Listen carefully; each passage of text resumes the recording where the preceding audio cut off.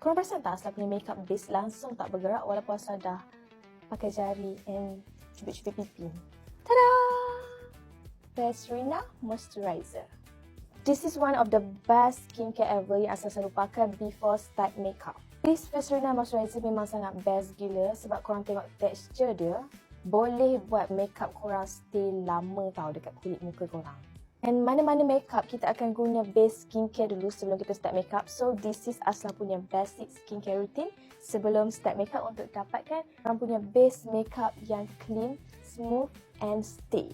Tak susah pun nak bergerak walaupun korang guna jari. Yang paling best moisturizer ni dia alcohol free tau. So that untuk kulit muka sensitif macam Asla memang sesuai gila untuk pakai this product. So sesiapa yang ada redness, skin barrier punya problem, korang memang sesuai gila untuk ambil this one. Jangan lupa untuk dapatkan.